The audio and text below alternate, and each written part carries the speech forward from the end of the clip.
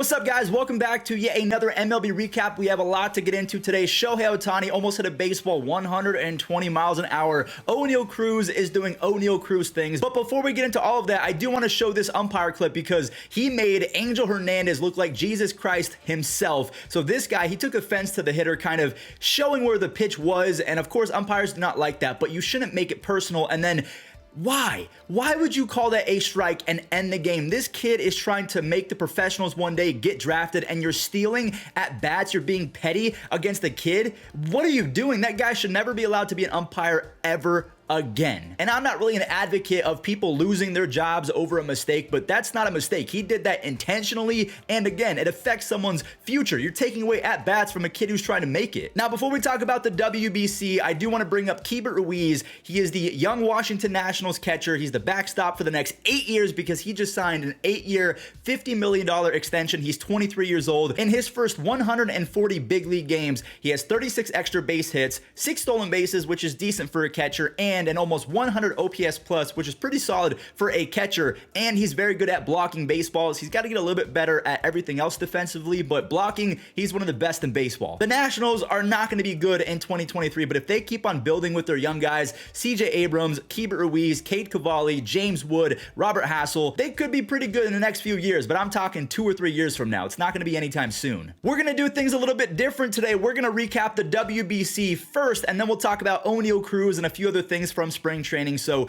Riki Sasaki, he secured himself a future bag from Major League Baseball because he had 8 strikeouts in 3 2/3. He threw 100 miles an hour 21 times, including a pitch that was 101.9. Let's just say 102 because it sounds better. Masataka Yoshida, he leads all of the World Baseball Classic with a 625 batting average, 8 RBIs. Lars Nootbar, he knocked in another one. He broke out the pepper grinder. Ohtani hit a baseball 119 miles an hour on this double. Japan, they went easy yet again. They're 3-0. They're first in runs scored as an offense, and they're first in team ERA. I think they have a 1.67 ERA as a team, which is insane. Panama, their pitching came up huge versus Team Italy. They got just enough offense to win 2-0. Nicky Lopez, he tried to beat it out in the 9th inning to start a rally for Team Italy, but unfortunately, that was Italy's 2nd loss of the tournament. China, they suffered their 3rd loss of the tournament, so they're basically out already. Australia's offense is legit, ladies and gentlemen. They had a walk-off run rule. As a team, they're hitting 349 with the 3rd most runs in all of the WBC. Of course, these are going to change when teams like Team USA and Team DR or Venezuela or Mexico, when they actually play in games that matter. Of course, I don't believe that Australia is going to be top 3 in runs scored by the end of this tournament. But they're right behind Taiwan and Team Japan. Now, speaking of Taiwan, they had a tough matchup yesterday going up against the undefeated Team Netherlands. Yu Chang, he led the charge again, hitting a no-doubter, a grand slam in the 2nd inning. I'm so happy for this guy because he was on 4 different teams in 2022. Now he's hitting 500 with 2 home runs and 7 RBIs for his home country. That's really cool. As Taiwan, they put up 3 more with a bases clearing triple, and they win 9-5. As a team, they're hitting 367. Team Puerto Rico is playing right now. Team USA, I believe, is playing later on in the day. So if you guys want to stay up to date with the World Baseball Classic, hit that subscribe button. Now let's talk about a few things from yesterday's spring training contest. We have Oneil Cruz going the other way on the first pitch of the game. Can we imagine a world in which Oneil Cruz is not one of the worst hitters in baseball? If we're talking about striking out and chasing pitches, I believe that he was bottom 1% in strikeouts.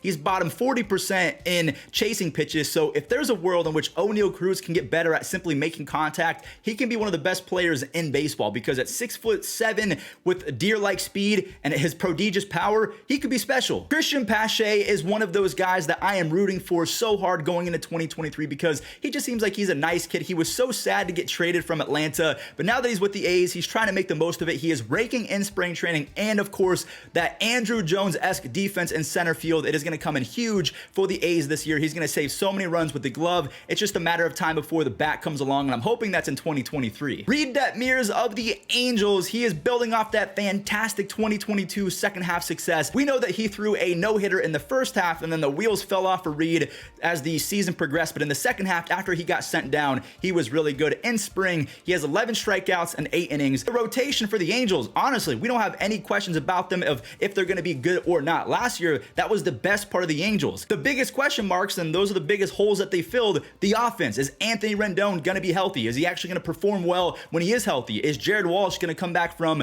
thoracic outlet syndrome? Is Brandon Drury going to be good? Hunter Renfroe, can he actually produce like he has the last few years? Mickey Moniak, Joe Adell, are these guys going to perform? But again, if you hear anyone talking about the Angels pitching being the problem, you can just take their baseball card from them because they don't know ball. That used to be the problem, but they've addressed that. We haven't even talked about Patrick Sandoval in this video, or the fact that they added Tyler Anderson, or they have a guy Jose Suarez. He's pretty good too. Maybe Ben Joyce can be a starter. I have no idea. Staying with strong rotations, we know that the Mets are going to have one of the best starting rotations in baseball, if not the best, even without Jacob deGrom. Justin Verlander, he faced off against his old team. He punched out 5 Astros in the process. So the Mets right now, I think, are the favorites to come out of the NL. It's either the Mets or the Dodgers. I can't remember the exact favorites, but I'm going to come out with my 2023 predictions here soon. So if you guys want to see that, leave a like and hit that subscribe because, again, I want to make that pretty soon. If the Cardinals can figure out pitching and they call up these 2 kids right here, Masyn Winn and Jordan Walker, they've kind of become residents of MLB Recap in this spring training because they've been so good. Masyn Winn, he's hitting .381. That was his 2nd home run. He's only 20 years old. He's never played above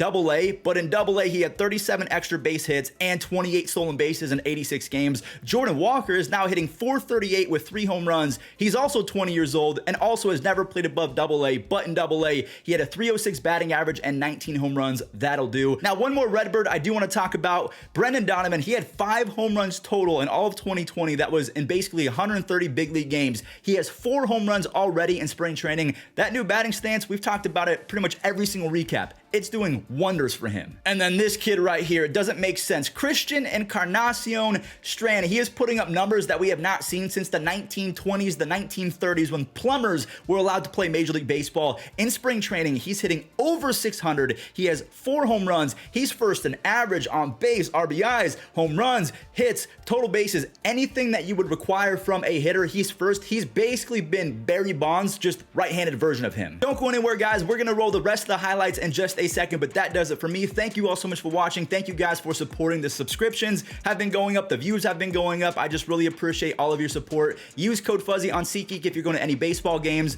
and enjoy the highlights. I'm set. The 2-2 pitch. That swung on, a drive to left field. Going back is Duran at the wall, and it's gone. It's a grand slam, and the A's win it 12-11. A 7-run 9th inning. The 1-2 on the ground, snared on the dive. 6-4-3, double play. I'll tell you what, Nicky Lopez and David Fletcher. The 1-1 in the air, deep right center field. Green chasing, and that ball is into the bullpen, a 2-run blast. For Isaiah Kiner-Falefa.